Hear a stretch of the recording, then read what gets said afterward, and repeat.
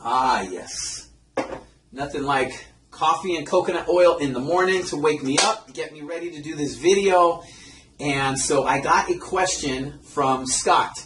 So Scott was asking me what he could do about this IT band pain that he's been getting. So Scott is a CrossFit guy. He's doing a lot of the CrossFit workouts. So if you're not familiar with CrossFit, it is a lot of kind of full body, high intensity, varied type exercises, anything and everything, functional movements. So there's a lot of squatting, a lot of Olympic lifting, a lot of jumping, things like that.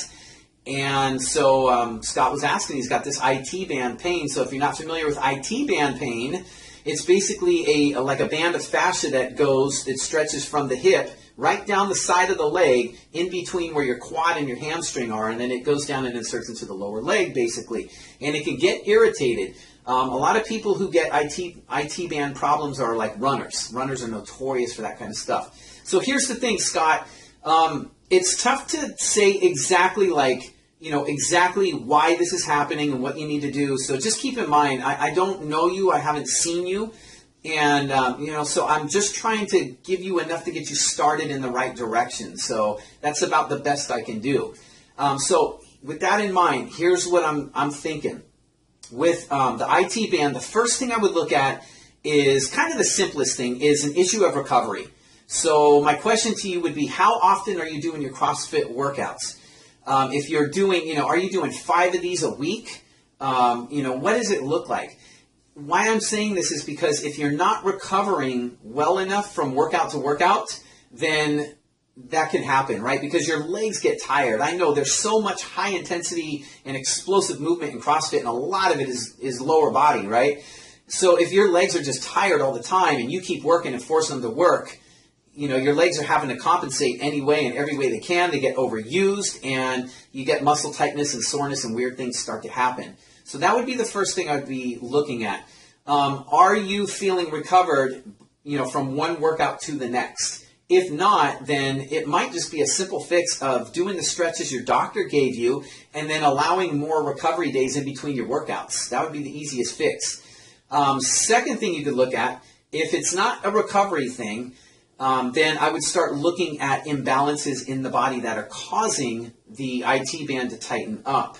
So what happens, Scott, is that when you're doing these lower body movements, explosive movements, whether you're doing cleans or squat thrusters or jumps or squatting, whatever it is, pay attention to what you're feeling in your body. Are you feeling your hips working, meaning like right in your butt, in your glutes, in your hamstrings? Are you feeling them work with those movements you do? Particularly on the side that you have pain. If it feels weaker on the painful side where your IT band pain is, or if you don't even feel the hips working, the glutes and hamstrings working on that side, that's a big red flag right there. So if you're not having your hips working, the hips are designed to do all this explosive work anyways. If they're not doing their job, then the other muscles have to compensate. And so what happens is you just start to get tightness and pain and all kinds of weird things happening in other areas. So I would look at that. Here's the thing with the stretches that you've got, why they're not really working well is because all they're doing is taking a muscle or the fascia that's tight, and they're stretching it and releasing it. But because you're not addressing what's weak or where the imbalances are, it's going to keep tightening up. So you always have this cycle where you release and you feel better when you stretch. You go through a workout, you tighten back up, and then you go through this cycle all the time. So what I would suggest that you do is right after you do the stretches, you got to combine that and reinforce it by then strengthening the weak area. So if your hips are weak, what I would do is go through your stretching and then right after that, do a strengthening exercise for your hips. Something that's not complex, not crazy to do. It might just be a simple squat or like a deadlift type movement, just enough that you feel the hip turn on, the glute turn on, hamstrings working, and it reinforces strengthening the hip and balancing everything out. So that is the direction that I would be looking at for that, Scott. So hopefully that helps you out.